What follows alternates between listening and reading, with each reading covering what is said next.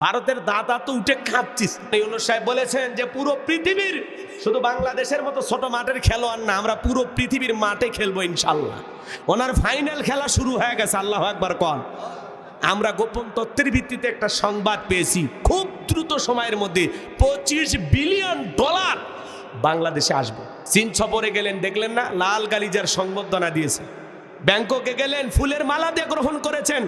নরেন্দ্র মোদী সহ যত মানুষ ওই সম্মেলনে উপস্থিত হয়েছেন, ডক্টর ইউনূস যখন প্রবেশ করেছেন সবাই দাঁড়িয়ে তাকে সম্মান প্রদর্শন করেছেন। বাঘের বাচ্চা, বাপের বেটা, কি জিনিস গো। বয়স 84 হতে পারে, কিন্তু চলাফেরা দেখে মনে হয় 24 বছরের যুবক। কি গো, কি যে খাসে আমি তো ছেলে বুঝি না। হ্যাঁ, ওইরকম একটা মানুষের তো লাঠি ধরে চলা উচিত, আর এমন কায়দায় চলে, মাশাআল্লাহ, মারাবা কন, নায়কের মতো ভাব, কথা কন, ঠিক না? দাদা টেনশনে পড়ে গেছে, না জানি কখন ম্যাডাম রে চাইয়া বসে। উনি যে ওনারে থাই দিয়ে কি যে ভুল করছে। এইবার বাংলাদেশের 3.5 কোটি টাকা বেঁচে গেছে, মারাবা কন। শুধু এই ভারতের সাথে সম্পর্ক খারাপ হওয়ার কারণে ওই দেশে যাওয়া, মার্কেট করা, বিভিন্ন বিষয়ে বাংলাদেশের যে হাজার হাজার কোটি টাকা খরচ হইতো, সেই টাকাটা নিজ দেশে আসে। মারহাবা বলে। এই যে তামিম ইকবাল অসুস্থ হইল না, যদি চাইতো ভারতে বা অন্য দেশে নিয়ে যাইতো, কিন্তু দেশের ভিতরে তার চিকিৎসাটা হলো, তার মানে দেশের অর্থ দেশেই থাকতেছে। এবং ইউনূস সরকার ঘোষণা করেছেন যে আগামীতে এই দেশের এত উন্নত চিকিৎসা ব্যবস্থা করা হবে যাতে এমপি মন্ত্রী সবাই বাংলাদেশে চিকিৎসা করে, কাউকে যেন চিকিৎসার জন্য বিদেশে না যাওয়া লাগে। স্বপ্নগুলো শুনেই ভালো লাগে, কথা কয়, বাপের বেটার মতো। লোকটাও বড়, স্বপ্নও বড়। 84 বছর পাকিয়ে গেছে, বুঝিচ্ছেন না? রাগ করেন নাকি আপনারা? দোয়া করো ইউনূস সরকারের জন্য। ম্যাডাম তো রোহিঙ্গাদেরকে পাঠাবে, কিন্তু দেখেন জাতিসংঘের মহাসচিব আসলো, রোহিঙ্গা ক্যাম্পে গেল, ইফতার করলো পাঞ্জাবি পরিয়া, আর ডক্টর ইউনূসের খেলা শুরু হয়ে গেছে। 1,80,000 রোহিঙ্গা তাদের নিজ দেশে মায়ানমারে ফেরত যাবে, মারহাবা কন। এটা হলো বর্তমান ইউনূস সরকারের সবচাইতে বড় সফলতা, মারহাবা কন। প্রথম ধাপে 1,80,000 মায়ানমারের মুসলমান নিজ মাতৃভূমিতে ফেরত যাবে। আমরাও চাই আমাদের মুসলিম ভাইয়েরা নিজ মাতৃভূমিতে চলে যাক, কথা বলেন ঠিক কিনা? এতদিন আমরা আগলায় রাখছিলাম, হেফাজত করছিলাম, কারণ ওরা পাখির মতো মারা শুরু করছিল, কথা কন ঠিক কিনা? আমার ভাইয়েরা যাক, তারা নিজ ভূমিতে ফিরে যাক। এই যে উদ্যোগটা নিয়েছেন ইউনূস সরকার, এজন্য ধন্যবাদ পাই কি না? তাহলে সবাই মিলে ধন্যবাদ দেবেন তো ইনশাল্লাহ। তো এইটা নিয়ে আলোচনা করেন, চা খাচ্ছেন, বলেন মাশাআল্লাহ ইউনূস সরকার খুব একটা ভালো কাজ করলো। বর্তমান প্রধান উপদেষ্টা কি করছে? 1,80,000 রোহিঙ্গার মুসলমান প্রথম ধাপে তাদের নিজ দেশে যাচ্ছে, আলহামদুলিল্লাহ। এগুলো নিয়ে গল্প করেন, ভালো কিছু নিয়ে আলোচনা করেন, কথা বলেন। পেঁয়াজের দাম বেড়ে গেলে ফেসবুকে পোস্ট করেন, এখন যে দাম কম পোস্ট করেন, জিনিসের দাম বেড়ে গেলে পোস্ট করেন। আর ইউনূস সরকার আলহামদুলিল্লাহ মুসলমান নেতা হওয়ার কারণে এই দেশে আল্লাহ বর্তমানে অনেক শান্তি দিয়েছে, কথা বলেন ঠিক কিনা? তাহলে প্রথম ধাপে যাবে কত? ম্যাডাম খালি বলতো আমরা চেষ্টা করতেছি, করতেছি, আমরা রোহিঙ্গাদেরকে পাঠাবো, পারেনি। আর ডক্টর ইউনূস 6 মাসও পার হয়নি, ঘোষণা চলে আসছে প্রথম ধাপে বাংলাদেশ থেকে 1,80,000 রোহিঙ্গার মুসলমান নিজ মাতৃভূমিতে ফেরত যাবে। এরপরে আবার দ্বিতীয় ধাপে যাবে। এইভাবে তারা সম্পূর্ণ যত লোক বাংলাদেশি স্থান নিয়েছেন, রোহিঙ্গার মুসলিম ভাইয়েরা নিজ দেশেতে আবারও বীরের বেশে ফেরত যাবেন। এটাই আমাদের চাওয়া ইউনূসের নেতৃত্বে। ইনশাআল্লাহ। মানুষ বিপদে বললে দোয়া ইউনূস পড়ে, চতুর্দিকে আধার, অন্ধকার, কিচ্ছু নাই, কুয়াশা, টেনশন, তখন কি পড়েন? লা ইলাহা ইল্লা আনতা সুবহানাকা ইন্নী কুনতু মিনাজ জালিমিন। দোয়া পড়েন না? দোয়া ইউনূস পড়েন। তো বাংলাদেশ বিপদে পড়েছে, ইউনূস সাহেব এসে হাল ধরছে। ইনশাআল্লাহ এই বাংলাদেশ তার সঠিক একটা গন্তব্যে পৌঁছে যাবে। বিশ্বের দরবারে মাথা উঁচু করে বাংলাদেশ বেঁচে থাকবে ইনশাআল্লাহ। আমরা না ভারতের গোলাম, না আমেরিকার গোলাম, আমরা হলাম রবের গোলাম, কথা বলে ঠিক কিনা? এজন্য আর 2-1 বছর থাকলে দেখবেন দেশের অবস্থাটা কি হয়। দেশের রিজার্ভ শূন্য হয়ে গেল, 19 বিলিয়নে আসছিল চাচা, সেটা এখন বর্তমানে 25 বিলিয়নে চলে আসছে, উন্নত হচ্ছে আলহামদুলিল্লাহ। এখন দেশের রিজার্ভটা বাড়তেছে আলহামদুলিল্লাহ। এখন শুধু কি তাই, এই দেশ থেকে যেই পরিমাণে অর্থ পাচার হয়েছে, এই অর্থ কিভাবে ফেরত আনা যায় তার সূক্ষ্ম একটা পরিকল্পনা করে ধাপে ধাপে এগিয়ে যাচ্ছেন ডক্টর ইউনূস। আলু 20 টাকা কেজি ভাল লাগে না, 70 খাওয়াইলে ভালো না? আর যারা বলবে আগেই ভালো ছিল, মগ ধরবেন আর আয়না ঘরে তুলবেন। বেটা, মেয়ে মানুষ থাকলে কখনো ভালো থাকে না, মেয়ে মানুষ থাকলে জ্বালা। আর পুরুষ প্রধানমন্ত্রী হলে জ্বালা নাই, শান্তি। কথা কন, আর রাগ করতেছেন নাকি? আমরা, উনি যে ক্ষমতায় ছিল এতবার, আমরা বারবার বললাম ম্যাডাম পদত্যাগ করেন, একটা নির্বাচন দেন, কোনো কথা শুনল না। শুনছে, রাগ করে দেশ থেকে চলে গেল। আমরা বারবার বললাম পদত্যাগ করেন। আল্লাহ বলে কিসের পদত্যাগ? এরা যে অন্যায় অপরাধ করেছে, শুধু পদত্যাগ না, আমি আল্লাহ দেশ ত্যাগ করতে বাধ্য করবো। কথা বলে ঠিক কিনা? ক্ষমতার চেয়ার থেকে পালিয়ে গেছে। কথা কন। আর আমরা আগামীতে সিদ্ধান্ত নেবে, আর যাই হোক কোনো নারীকে এই দেশের প্রধানমন্ত্রী বানাবো না, আগামীতে পুরুষ হবে আমাদের নেতা। কারা কারা চান হাত তুলে দেখান। লিল্লাহি তাকবীর। যেই দলেরই হোক পুরুষ নেতা চাই, পুরুষ। কি ভাই রাগ করেন? আছে তো পুরুষ আপনাকে রেও। কথা কন, পুরুষ আছে না? জি, নারীর দরকার না, এখন পুরুষের দরকার। রাগ করতেছেন ভাইয়েরা আমার? মাঝে মাঝে বুবুর কল রেকর্ড ফাঁস হয়, আমাদের খারাপ লাগে। উনি বলতেছে আমি এখনো দেশের প্রধানমন্ত্রী আছি। তা আসেনি, ভারতে কি কচু কাটেন? আপনি আসেন।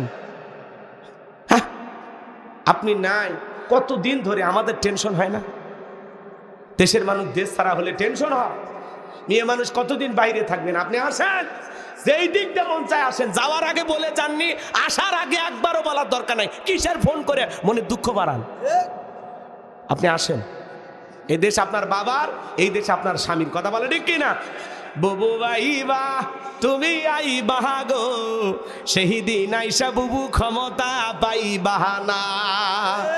খোঁজ নাই বুবু কাদের কাকার, অবস্থা খারাপ দরবেশ বাবার, হাউ নাঙ্কেল এখন সামনে আসে না। নেতা কর্মী সব জেলের ভিতর, আমি আসি ডরের ওপর, কখন জানি আসে গ্রেপ্তারি পরোয়ানা। বুবু আইবা, তুমি আইবা গো, সেই দিন আইসা বুবু চিয়ার পাইবা না।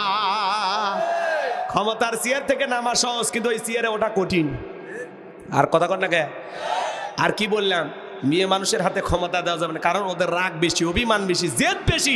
দেখেন না, স্বামীর সাথে বাড়িতে ঝগড়া লাগে, হাড়ি পাতিল ভেঙে ফেলে দেয়, স্বামী তুলে আসার মারে, রাগ করে সংসার থুয়ে বাপের বাড়ি চলে যায়, রাগ করিয়া দেশ থুইয়া 20 কোটি মানুষ থুইয়া পালিয়ে গেছে। দেশে থাকলেন না কেন? আপনার অনুসারী কত ছিল? কোটি কোটি। কি ও আমার সংসার ওইটা, এই মানে ঘটক ছিল বিয়ে।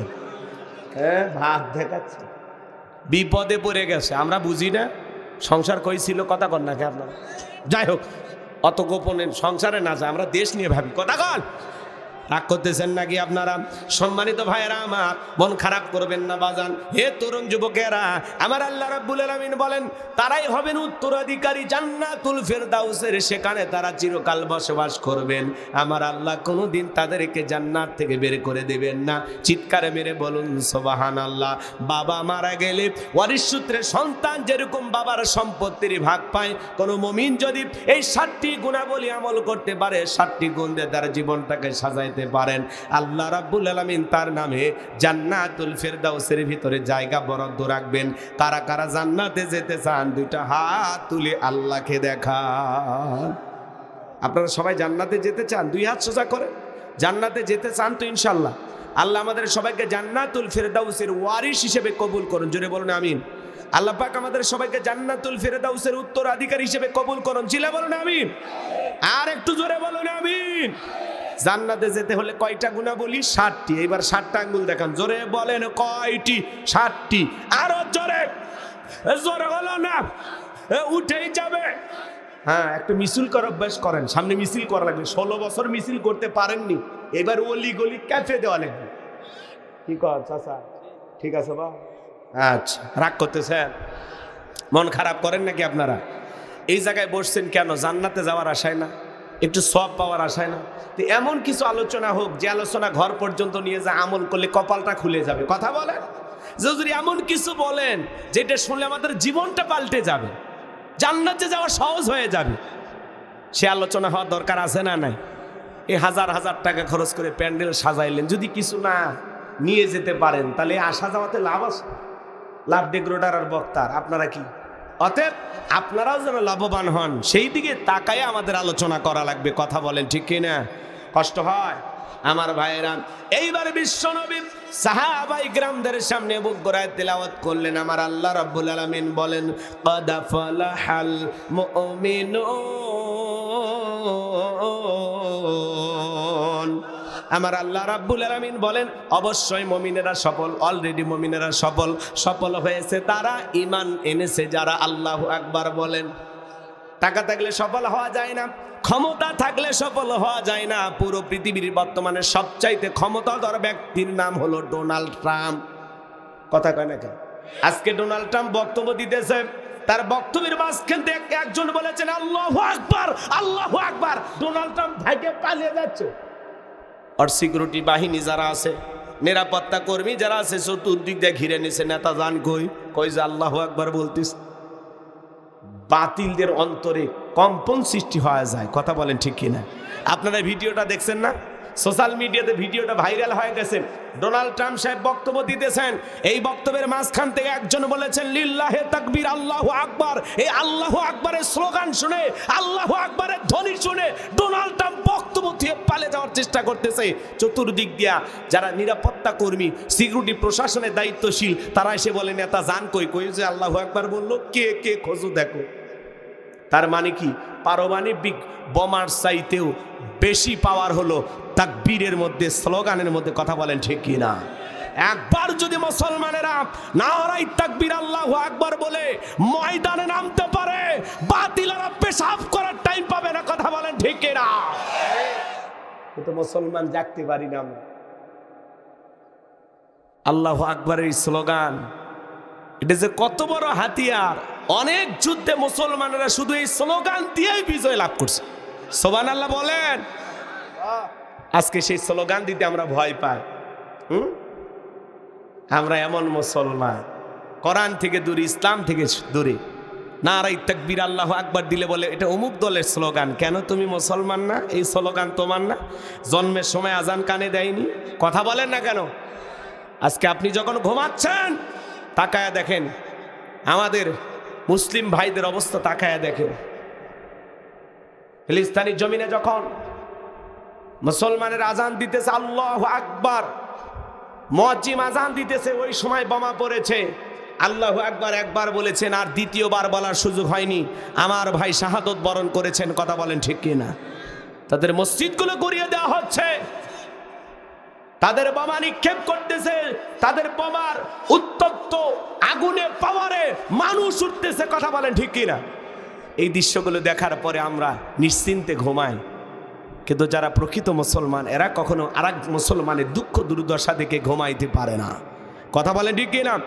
যুদ্ধ করার প্ল্যান যদি না জানি, যুদ্ধ করার সাহস যদি না থাকে, অন্তত চাই না মাঝে 2 ফোঁটা চোখের পানি ছেড়ে দিয়ে এই মাজলুম, অসহায়, নির্যাতনের শিকার সেই সমস্ত মুসলিম ভাইদের জন্য আল্লাহর কাছে দোয়া করার দরকার আছে না? না, আপনি এমন কপাল পরা দোয়া করতেছেন, কোনোটাটি নাই। সুবিধাবাদ জিন্দাবাদ, নিজে বাঁচলে বাপের নাম, চাচা আপন পরাণ বাসা। কথা কয় না খাই? আমার কথা কি আপনারা বিরক্ত হন? সম্মানিত ভাইয়েরা আমার, নারায়ে তাকবীর আল্লাহু আকবার এই স্লোগানের যে কত পাওয়ার ডোনাল্ড ট্রাম্প টের পাইছে। যখনই বলেছে আল্লাহু আকবার, আল্লাহু আকবার, এদিক ওদিক উকিঝুঁকি, মানে বক্তব্য বাদ দিয়ে পালিয়ে যাচ্ছে, বক্তব্য বাদ দিয়ে পালিয়ে যাচ্ছে। আল্লাহু আকবার শুনলে ডোনাল্ড ট্রাম্প কাঁপে উঠছে। অথচ পৃথিবীর সবচাইতে বড় ক্ষমতাধর। আমি যে কথা বলতে চাচ্ছিলাম বাজান, ক্ষমতা পাইলে সফল হওয়া যাবে না, টাকা থাকলে সফল হওয়া যাবে না, যশ খ্যাতি থাকলে সফল হওয়া যাবে না। আল্লাহর কাছে সফল হতে পারবে তারা, ঈমান আনবে যারা। আপনাদের এলাকায় মনে করেন একটা বাজার আছে, তালগাছি বাজার। এই বাজারে আল্লাহর একজন বান্দা তরি তরকারি বিক্রি করে, সবজি বিক্রেতা। আজান দেওয়ার পরে আল্লাহর গোলাম যদি মসজিদে গিয়ে মাথা নত করে নামাজ আদায় করে, বলেন তো বাজান, পৃথিবীর বড় নেতা ডোনাল্ড ট্রাম্পের চাইতে ওই সবজি বিক্রেতার দাম কম না বেশি? তার মানে কি বলছেন? ঈমান আছে যার, দাম আছে তার। কথা বলেন। আমাদের সমাজে রিক্সা চালক হোক, ভ্যান চালক হোক, লোকটা যদি ঈমানদার হয়, বলেন তো বাজান, আজান দেওয়ার পর আল্লাহর গোলাম যদি মসজিদে মাথা নত করে নামাজ আদায় করে, পৃথিবীর বড় বড় লিডার, পুতিন, ভারতের দাদা, তাদের চাইতে ওই রিক্সা চালক, ভ্যান চালক, ইমানদারের দাম আল্লাহর কাছে কম না বেশি? তার মানে একটা কথা ক্লিয়ার হয়ে গেলেন, ইমান আছে যার, আল্লাহর কাছে দাম আছে তার। বেঈমানদের হাতে ক্ষমতার দাম্ভিকতা থাকতে পারে, বেঈমানেরা ক্ষমতার দিক দিয়ে পাওয়ারফুল হতে পারে, কিন্তু মরার পরে সবগুলো বেঈমানকে পিটাইয়া জাহান্নামে দিবেন তিনি কে? এই জন্য ক্ষমতা পাইলে সফল হওয়া যায় না, টাকা থাকলে সফল হওয়া যায় না, চেহারা সুন্দর থাকলে সফল হওয়া যাবে না, সেলিব্রিটি, নায়ক, সুপারস্টার হলে সফল হওয়া যাবে না। আল্লাহর কাছে সফল হতে পারবে তারা ইমান আনবে যারা। ইমান আছে যার, আল্লাহর কাছে দাম আছে স্যার। আপনার চেহারা কালো হোক, ফর্সা হোক, লম্বা হন, খাটো হন, ধনী হন, গরিব হন, তাতে কোনো সমস্যা নাই। আপনার ভিতরে ইমান আছে, আল্লাহর কাছে আপনার দাম আছে। তাহলে আমি বলবো সফল হয়েছে কারা? আপনারা বলবেন ইমান এনেছে যারা। ইমান দ্বারা দুনিয়াতেও সফল, আখেরাতেও সফল। আর বেঈমানেরা টাকা পয়সা, অর্থকরী ক্ষমতার দিক দিয়ে দুনিয়াতে সফল, আখেরাতে জাহান্নাম ছাড়া আর কিছু ভাগ্যে জুটবে। এই জন্য আমি বলবো সফল হয়েছে কারা? আপনারা বলবেন ইমান এনেছে যারা। বলতে পারবেন? আরে ভাই, আপনার আমার ভিতরে ইমান নামের সম্পদ আছে, আল্লাহর কাছে দাম আছে। এই জীবনে যদি আল্লাহর কাছে দামি হতে পারি, আর কিছু চাওয়ার আছে? জোরে বলেন, চাওয়ার আছে? তাহলে সফল হয়েছে কারা?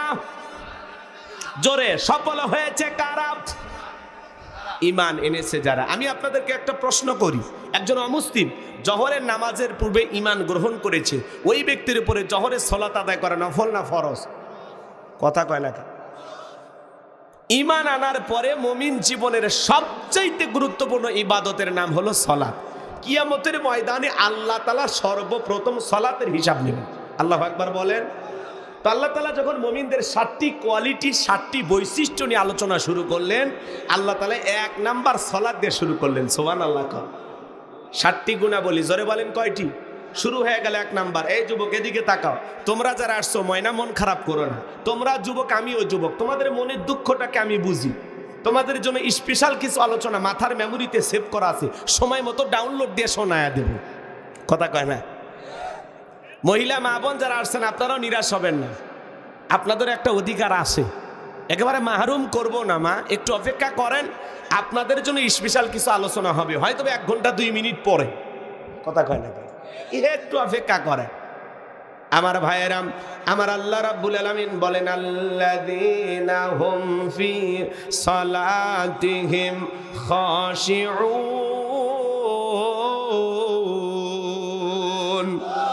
মুমিন বান্দার 1 নাম্বার গুণাবলী, যারা নিজেদের সালাত বিনয়ের সহিত, নম্রতার সহিত, আল্লাহর ভয় নিয়ে আদায় করে। আপনি আমি যখন সালাত আদায় করব, অন্তরে ভয় থাকতে হবে কার? ইয়াতের ব্যাখ্যায় তাফসীরকাররা লিখেছেন, তাফসীর ইবনে কাসির থেকে বলছি, অন্তরের ভিতরে সুচিন্তা, দুশ্চিন্তা, কুচিন্তা, বিবির কথা, সংসারের কথা, ব্যবসা বাণিজ্যের কথা, দুনিয়াবি কোনো চিন্তা ভাবনা মনের মধ্যে রাখা যাবে না। একেবারে টেনশন মুক্ত হৃদয় নিয়ে, আল্লাহর ভয় নিয়ে, নম্রতার সহিত, বিনয়ের সহিত সিজদা দেওয়ার সময় নামাজ আদায় করার জন্য দাঁড়িয়ে যাওয়া লাগবে। কথা বলেন ঠিক কিনা? তাহলে আপনি আমি যখন মসজিদে যাব, অন্তরে ভয় থাকবে কার? ইয়া আইয়ুহাল্লাযীনা আমানুত্তাকুল্লাহ, হে ঈমানদারগণ, আমি আল্লাহকে ভয় করো। হাক্কা তুকাতিহি, ভয় করার মতো ভয় করো। আপনি আমি যখন মসজিদের ভিতরে প্রবেশ করব, দুনিয়াবি সব চিন্তা ভাবনা, বিবির কথা, সংসারের কথা, দুনিয়াবি রাজনীতির কথা সব মসজিদের বাইরে রেখে টেনশন মুক্ত হৃদয় নিয়ে, আল্লাহর ভয় নিয়ে নামাজে দাঁড়াইতে হবে। আপনি যখন নামাজে দাঁড়িয়ে যাবেন, মনে মনে এই খেয়ালটা করবেন, আমি জোহরের সালাত আদায় করতেছি, এই জোহরের সালাত আমার জীবনের শেষ নামাজ। আমি আসর পর্যন্ত পৃথিবীর জমিনে নাও বাঁচতে পারি, এই জোহরের সালাত আমার জীবনের শেষ সালাত। কথা বলেন না কেন? এইরকম ভয় নিয়ে কিভাবে সালাত আদায় করবেন, নবী এবং সাহাবা ইকরাম কিভাবে সালাত আদায় করেছেন। আম্মা জান আয়েশা ডেকে বলেন, নবীজি নামাজের ভিতরে এত লম্বা সময় ধরে দাঁড়িয়ে থাকতেন, মাঝে মাঝে তাকায় দেখতাম নবীজির পা মোবারক ফুলে উঠেছে। আম্মা জান আয়েশা আরো ডেকে বলেন, নবীজি এত লম্বা সময় রুকু করতেন, সিজদা করতেন, মাঝে মাঝে মনে হয় নবীজি আর কোনোদিন সিজদা থেকে মাথা উঠাবেন না। আম্মা জান আয়েশা ডেকে বলেন, একদিন রাতের বেলায় দেখি সিজদা দিয়ে নবী চোখের পানি ছেড়ে দিয়ে অঝরে কান্নাকাটি করতেছেন।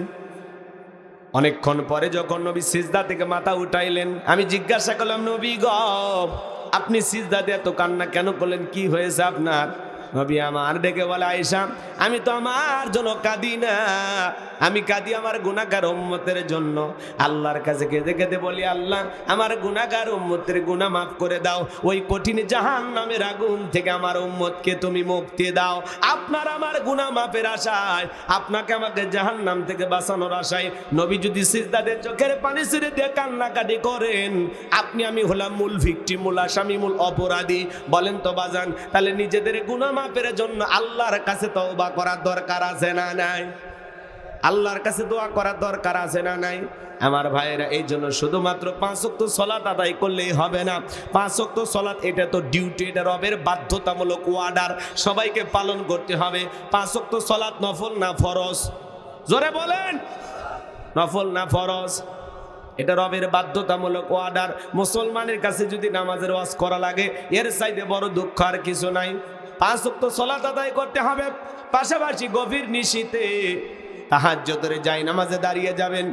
বিবির ভালোবাসা ত্যাগ করে, আরামের বিছানা ত্যাগ করে, ঠান্ডা পানি দিয়া ওযু বানায় আলিনা নিরালাই নিবৃত্তিতে যারা যাই নামাজে দাঁড়িয়ে যাবে, এই নামাজ দুনিয়ার কাউকে দেখানোর জন্য নয়, এই নামাজ হলো একমাত্র আল্লাহ তাআলাকে রাজি খুশি করার জন্য। কথা বলেন ঠিক কি না?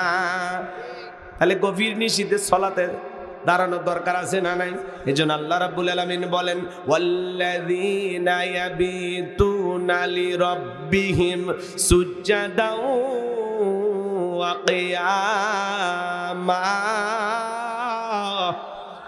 আমার আল্লাহ রাব্বুল আলামিন বলেন, যারা রাত্রি জাগরণ করে আমি আল্লাহকে সিজদা দেয়, আমি আল্লাহর জন্য দণ্ডায়মান হয়ে যায়, চোখের পানি ছেড়ে দিয়ে গভীর নিশীথে সিজদায় লুটিয়ে পড়ে আল্লাহর কাছে কান্নাকাটি করে বলতে হবে, রব্বানা সরিফান্না আযাবা জাহান্নাম ইন্না আযাবাহা কানা গরামা। হে আমাদের রব, ওই কঠিন ভয়ঙ্কর জাহান্নামের আগুন থেকে আমাদের মুক্তি দাও, ওই জাহান্নামের আযাব শাস্তি সহ্য করার ক্ষমতা আমাদের নাই। ইন্নাহা সাআত মুস্তাকর ওয়া মুকামা। নিশ্চয়ই আবাসস্থল হিসাবে, বসতির জায়গা হিসাবে ওই জাহান্নাম কত না নিকৃষ্টতম একটা স্থান। জাহান্নাম সুখের জায়গা না, ওইটা হলো যন্ত্রণার কারখানা। এ বাজান, জাহান্নাম নিয়ে যদি আলোচনা করে 2-3 ঘন্টা চলে যাবে। ওই জাহান্নামের আগুন দুনিয়ার আগুনের চাইতে 70 গুণ পাওয়ার বেশি। একবার যদি কারো দেখে জাহান্নামের আগুন লেগে যায়, মনে হয় কলিজাটা পুড়ে ছাই হয়ে যাবে। ওই জাহান্নামের আগুন সহ্য করা যাবে না।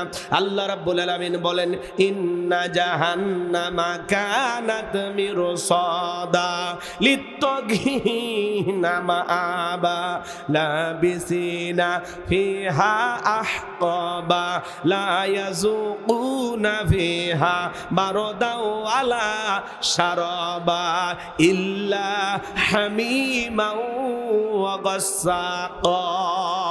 সূরা নাবার ভিতরে আল্লাহ পাক জানিয়ে দিলেন, ইন্না জাহান্নামা কানাত মিরসাদা, নিশ্চয় জাহান্নাম ফুলসিরাতের কিনারা ওত পেতে রয়েছে। এটা হলো আল্লাহর অবাধ্য গোলামদের থাকার আবাসস্থল। এখানে তারা যুগের পর যুগ বসবাস করবে। একটা মানুষ কত লক্ষ বছর, কত কোটি বছর জাহান্নামের আগুনে জ্বলবে, এর সঠিক এলেম আর জ্ঞান আছে কার কাছে? ওই জাহান্নামের আগুনে মানুষ জ্বলতে জ্বলতে ফুটতে ফুটতে চেহারা হয়ে যাবে কয়লার মতো কালো। ক্ষুধার্ত হয়ে যখন খাবার প্রার্থনা করবে, আল্লাহ খাইতে দাও, খাইতে দাও, আল্লাহ ফেরেশতাদেরকে ওয়াদা দেবে, জাহান্নামের তলদেশে এক ধরনের ফলের চাষ করা হবে, যেই ফলের নাম হলো জাক্কুম কাঁটাযুক্ত ফল। ওই ফলটা যখন জাহান্নামীদের হাতে দেওয়া হবে, খাদ্য মনে করে জাহান্নামীরা যখন ওই ফলটা গলার ভিতরে দেবে, গলার মাঝামাঝি আটকে যাবে, ভিতরেও যাবে না, বাহিরেও আসবে না। যত গলা নাড়াচাড়া করবে, কাঁটাগুলো ফুটবে আর ফুটবে। জাহান্নামীরা ছটফট করবে, চোখের পানি ছেড়ে দিয়ে কান্না করবে আর ডেকে বলবে, আল্লাহ এ কেমন ফল খাওয়াইতে দিলা, ভিতরেও যায় না, বাহিরেও আসে না, যন্ত্রণা সহ্য করতে পারি না মালিক। জাহান্নামীদেরকে আল্লাহ তাআলা এই ফল খাইতে দিয়েছে, ক্ষুধা মেটানোর জন্য না, জাহান্নামী বান্দাদের শাস্তি বাড়ানোর জন্য। ওরা তখন পানি পানি বলে চিৎকার মারবে, পানি দাও পানি দাও। আমার আল্লাহ বলেন লা ইয়াযুকুনা ফিহা বারদাও ওয়ালা শারাবা, তাদেরকে মিনারেল ওয়াটার দেওয়া হবে না, ঠান্ডা কোনো পানির ব্যবস্থা থাকবে না। কেমন পানি দেওয়া হবে? ইল্লা হামিমাও ওয়া গাসসাকা। সূরা নাবার 25 নম্বর আয়াত। আল্লাহ তাআলা বলেন তাদেরকে এমন উত্তপ্ত ফুটান্ত গরম পানি দেওয়া হবে যা পুষ ব্যতীত কিছুই নয়। ও সিরাজগঞ্জের বাবা জিরা দেগের ভিতরে বড় বড় ফোড়া হয়, ফাটায় দিলে ভিতর থেকে কি বের হয়? পুষ না রস? কথা কন নাকি? হাসপাতাল থেকে যদি গিলাসটা 1 গিলাস সংগ্রহ করে দেয়, খাবেন নাকি? 50,000 টাকা দেবো। 1 লাখ দিলে কেউ খাবেন? শুনে ঘৃণা লাগতেছে, সি সি হুজুর, এটা কি মানুষ কখনো খাইতে পারে? এটাই হলো জাহান্নামীদের খাদ্য। ইল্লা হামিমাউ ওয়া গাসসাকা, এমন উত্তপ্ত ফুটান্ত গরম পানি জাহান্নামীদেরকে পরিবেশন করা হবে যা পুষ ব্যতীত কিছুই নয়। ওই পুষওয়ালা দুর্গন্ধওয়ালা পানি যখন জাহান্নামীরা পান করবে বাজান, চেহারার সামনে নেওয়া মাত্রই চেহারাটা ঝলসে যাবে। ওই পানিটা পান করা মাত্রই এত গরম, এত গরম। ওই পানি পান করা মাত্র জাহান্নামের লারি ভুরি গুলো গলে গলে পিছনের রাস্তা দিয়ে বের হয়ে যাবে। জোরে কন্যা উজুবিল্লাহ। জাহান্নামের কত রকমের শাস্তি আছে বাজান, 2-4 ঘন্টা আলোচনা করে শেষ হবে না। আমি বলতেছি জাহান্নামের শাস্তি ঘটেছে না ঘটবে? কথা বলেন, কথা বলেন। ঘটেছে না ঘটবে? রাগ করতেছেন? আমরা জাহান্নামে গেছি, যাব, আশা আছে নাকি? আল্লাহ তাআলা আগেই সতর্ক করে দিয়েছেন, সাবধান করে দিয়েছেন, গাইডলাইন দিয়েছেন যে বান্দা নিজেকে জাহান্নামের আগুন থেকে বাঁচাও। এই ভয়ঙ্কর জাহান্নামের আযাব শাস্তি সহ্য করার ক্ষমতা আমাদের নাই। এই জন্য সেই জাহান্নাম থেকে বাঁচার জন্য রবের নির্দেশ মোতাবেক দুনিয়াতে চলার দরকার আছে না নাই? আল্লাহর বিধানকে ফলো করার দরকার আছে না নাই? সেই জাহান্নাম থেকে বাঁচার জন্য চোখের পানি ছেড়ে দিয়ে কাঁদতে হবে কার কাছে? শুধু 5 ওয়াক্ত নামাজ নাকি তাহাজ্জুদ পড়বো? ইনশাল্লাহ পড়বো তো ইনশাল্লাহ। কারা কারা 5 ওয়াক্ত সালাত আল্লাহকে রাজি খুশি করার জন্য পড়বেন? 2 হাত তুলে দেখান। আল্লাহ আমাদের সবাইকে 5 ওয়াক্ত নামাজই বানায় দেন। জোরে বলেন আমিন। আরেকটু জোরে বলেন আমিন। হাত নামান। সাহাবা ইকরাম কিভাবে নামাজ আদায় করতেন জানেন? মরুভূমিতে সাহাবা ইকরাম নামাজে দাঁড়িয়ে গেছেন, ওই মরুভূমির পাখিগুলো খেজুর গাছ মনে করে সাহাবা ইকরামদের কাঁধের উপরে, মাথার উপরে বসে থাকতো। নবীর সাহাবীরা সালাতে এত মনোযোগ, কাঁধে পাখি পড়ে থাকে, তারপরে তারা টের পাইতো না। চিৎকার মেরে বলুন সুবহানাল্লাহ। আর আপনি আমি একটা মশা যদি পড়ে এ হাতে জায়গায় নিয়ে যায়, আগে মশা মারে তারপরে সূরা ধরে। কথা কোন ঠিক কি না? হযরতে তালহা রাদিয়াল্লাহু তাআলা সালাত আদায় করতেছেন, জঙ্গল থেকে একটা সাপ এসে সন্তানটাকে বেঁচিয়ে ধরলেন। হযরতে তালহা রাদিয়াল্লাহু তাআলা নামাজ আদায় করতেছেন, তার বিবি লোকজনকে ডাকলেন, সন্তানকে বিপদ মুক্ত করলেন। নামাজ শেষে হযরতে তালহা জিজ্ঞাসা করে, বিবি রে, বাড়িতে এত মানুষজন, ব্যাপারটা বুঝতে পারলাম না। ডেকে বলে, স্বামী আপনি যখন নামাজ আদায় করতেছেন, জঙ্গল থেকে সাপ এসে সন্তানটাকে বেঁচিয়ে ধরেছে, আমি মানুষজনকে ডাকলাম, ছেলেটাকে বিপদ মুক্ত করলাম, এত ঘটনা আপনার চোখের সামনে ঘটে গেল, আপনি কি কিছুই বলতে পারেন না? হযরতে তালহা ডেকে বলে, বিবি রে, নামাজের মধ্যে মন যদি এদিক সেদিক চলে যায় তাহলে নামাজ তো আর নামাজ থাকে না। বলুন সুবহানাল্লাহ। আর আপনি নামাজ পড়েন শ্যামবাড়িয়া, মন চলে যায় মধুবাড়ি। কথা কন না আছে না নাই? নামাজ পড়ে সিরাজগঞ্জ, মন চলে যায় ভারতের বর্ডারে। আছে না নাই? নামাজের মধ্যে দাঁড়ায় আমাদের মন স্থির থাকে না, নামাজের মধ্যে দাঁড়ায় মন খালি ছটপট করে, দুনিয়াবি নানান চিন্তা ভাবনা মনে হয়, মাঝে মাঝে দুনিয়াবি এত কথা নামাজের মধ্যে মনে হয়, নামাজ 2 রাকাত না 3 রাকাত মনে থাকে না। মাঝে মাঝে দুনিয়াবি এত চিন্তা ভাবনা নামাজের মধ্যেই মনে হয়, সিজদা 2টা দিলাম না 1টা দিলাম, মনে থাকে। আমাদের মন খালি ছটপট করে। এই জন্য একটি গবেষণায় বলা হয়েছে, বাংলাদেশের কিছু কিছু নামাজি আছে যাদের মন নামাজের ভিতরে 8 সেকেন্ডও স্থির থাকে না। আমাদের মন এত অস্থির, আমাদের পাগল মন। কি মন? কথা কান নাকি? পাগল মোহন মন রে, মন কেন উল্টো পাল্টা বলে? ও পাগল মন মন রে, মন কেন মসজিদে না যায় রে? আল্লাহ রে, কোন দুনিয়ায় পাঠাইলাই আমারে? বর্তমানের নারী পুরুষ সমান সমান মা লম্বা চুল কাটিয়া আবার মাথায় লাগাই ক্যাপ, আল্লাহ রে কোন দুনিয়ায় পাঠাইলাই আমারে। হিন্দি গানের টান মারিয়া রাস্তা হাইটা যাই, আবার কারো সুরে সুরে বুকটা ফাইটা যাই, আল্লাহ রে কোন দুনিয়ায় পাঠাইলাই আমারে। জিন্সের প্যান্ট শার্ট পরিয়া রাস্তা হাইটা যাই, পোলা না মাইয়া ওইটা সিনা বড় দায়, আল্লাহ রে কোন দুনিয়ায় পাঠাইলাই আমারে। আছে না নাই? পোশাকের এত স্বাধীনতা, তারপরে এক শ্রেণীর মা বোনেরা আন্দোলন করে পোশাকের স্বাধীনতা চাই চাই, কথা কয় না। কেমন স্বাধীনতা? বলে দাদি নানি ব্লাউজ ছাড়া শাড়ি পরেছিল, আমরাও পরতেছি। আচ্ছা আমরা কি আপত্তি করছি ভাই? কেউ আপত্তি করবে, স্লোগান দেওয়া লাগবে কেন? তার মানে মতলব খারাপ, কথা কয়। দাদি নানি ব্লাউজ ছাড়া শাড়ি পরেছে, অভাবের কারণে পড়ুক আর গরমের কারণেই পড়ুক, কোন দাদি কি শাড়ি পইরা বিশ্বরোডে এসে আন্দোলন করছে? হ্যাঁ, যে আমি তোমার দাদি দেখে যাও শাড়ি পরেছি বলছিল? কোনোদিন স্লোগান দিছিল?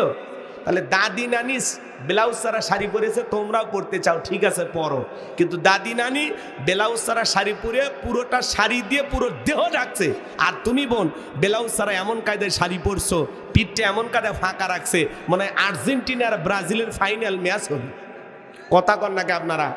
তার মানে এরা পোশাকের স্বাধীনতার নামে এই দেশে অলঙ্গপানা, বেহাপানা, অলঙ্গপানা, বেলাল্লাপানা এই সমাজে চালু করতে চায়। কথা বলেন ঠিক কি না? কিন্তু 95% মুসলমানের দেশে অশ্লীলতাকে মেনে নেওয়া হবে না। কথা বলেন ঠিক কি না? এই জন্য মা বোনদেরকে বলবো, মা পর্দায় থাকলে নিরাপদে থাকবেন, পর্দা আপনার সিকিউরিটি দেবে।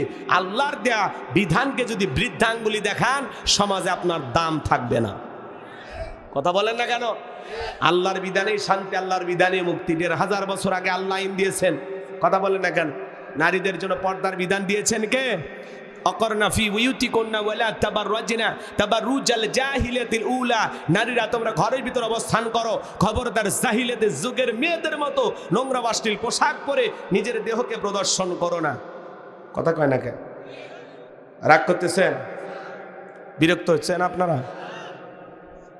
হ্যাঁ, বিরক্ত হচ্ছেন না তো? ইনশাল্লাহ এদিক খেয়াল করেন, আমার দিক খেয়াল করেন। তাহলে আমি যে কথা বলতে চাচ্ছিলাম, মা বোনেরা পর্দায় থাকলে নিরাপদে থাকবে। পর্দা নারীদের জন্য ফরজ।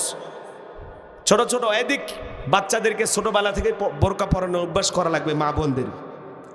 দেখেন না মাঝে মাঝে মাও বোরকা পড়ছে, ছোট্ট মেয়ে 7-8 বছর বয়স, সেও বোরকা পরে যায়। কি আদর্শ পরিবার, দেখেই ভাল লাগে। সুবহানাল্লাহ কন। আমাদের সমাজে নানির গায়ে, দাদির গায়ে বোরকা আছে, নাতনির গায়ে বোরকা নেই। মায়ের গায়ে বোরকা আছে, মেয়ের গায়ে বোরকা নাই। এরা অসভ্য, নির্লজ্জ, বেহায়া। কথা বলে ঢেকে না?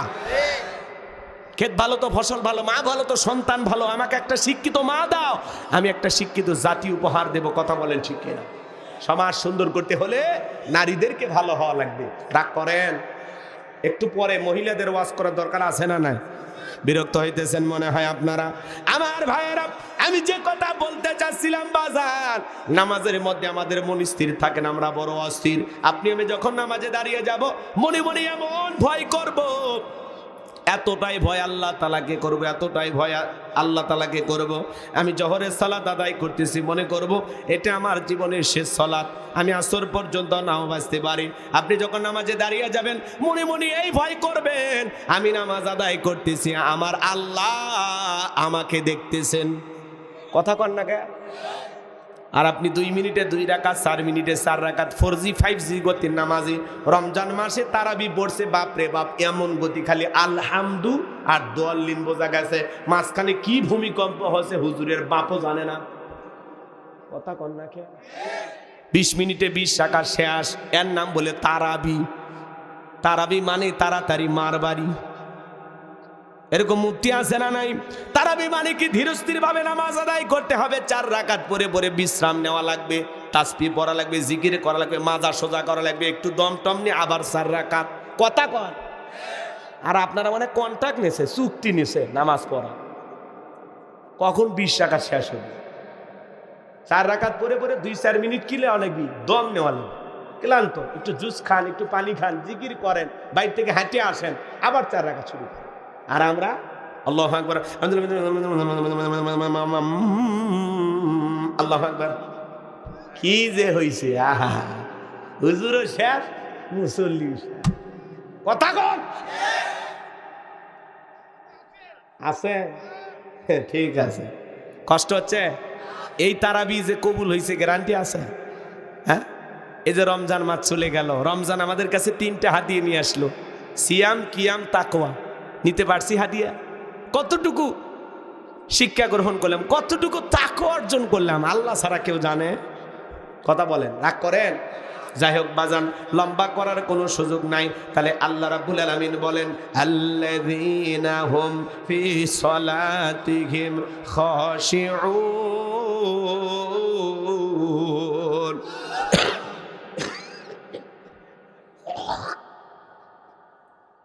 যারা নিজেদের সলাত বিনয়ের সহিত, নম্রতার সহিত আল্লাহর ভয় নিয়ে আদায় করে, তাহলে আপনি আমি সলাত আদায় করবো একমাত্র কার ভয়ে? আল্লাহর ভয়ে। ধীরস্থির ভাবে 4 রাকাত 10 মিনিট লাগবে, সমস্যা আছে? ধীরস্থির ভাবে নামাজ আদায় করবেন, রুকু সিজদাগুলো সুন্দরভাবে করবেন। যুবকে, এরা কি ঘড়ি দেখে না নাকি? 12টা বাজছে, নিজের ওয়াদা কি? ওয়াদা ভঙ্গ করেন কেন? আলোচনা খারাপ লাগে?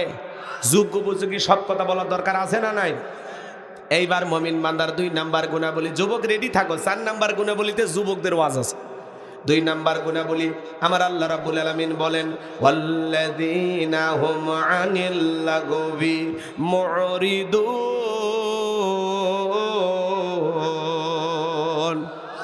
তাহলে 1 নাম্বার গুণাবলী বুঝছেন তো? বিনয়ের সহিত, নম্রতার সহিত আল্লাহর ভয়ে নামাজ আদায় করবেন।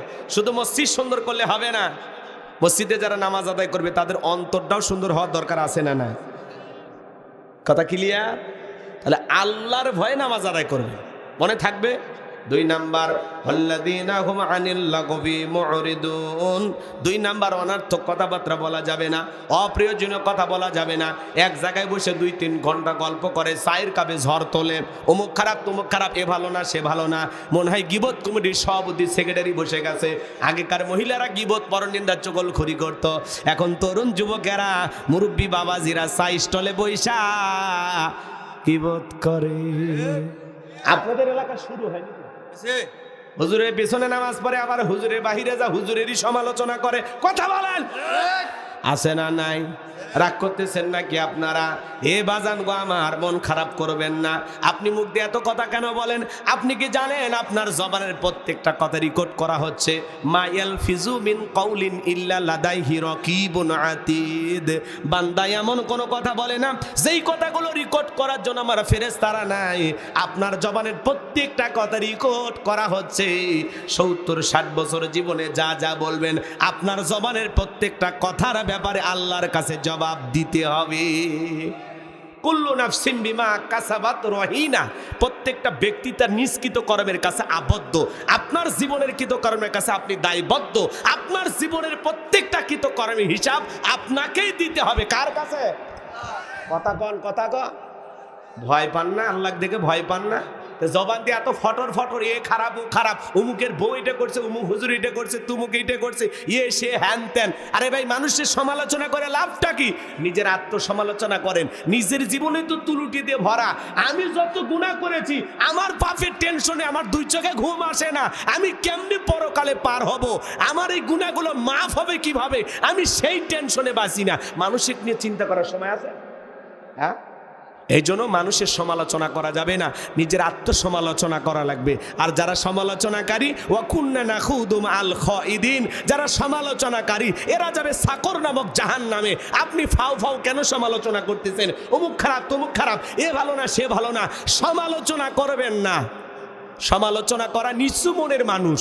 কথা কয় না? তারা কি নিচু মনের মানুষ? আরে ভাই, মানুষকে নিয়ে ভাবার টাইম আছে? আমি তো নিজেকে নিয়ে ভাববো। কথা বলেন। আর নিজেকে নিয়ে যত ভাববেন এগিয়ে যাবেন। কথা বলেন। আর অন্যের পিছনে কাটি দিবেন, সমালোচনা করবেন, পিছেই থাকবেন। সারা জীবন সমালোচনাই করা লাগবে, কিন্তু যার সমালোচনা করতেছেন তার মতো যোগ্যতা অর্জন করতে জীবনে কোনোদিন পারবেন না। কথা কন লাগে? সমালোচনা কার হয়? যোগ্য মানুষদেরই সমালোচনা হয়। কথা বলেন ঠিক কি না? এই জন্য জবানটা কন্ট্রোল করেন, জিহুব্বা দিয়ে যা ইচ্ছা তাই বলা যাবে না। মাংস মাতা না যা, চুপ থাকলেও নাজাত পাবেন। এত কথা কেন বলেন? চুপ থাকেন, চুপ।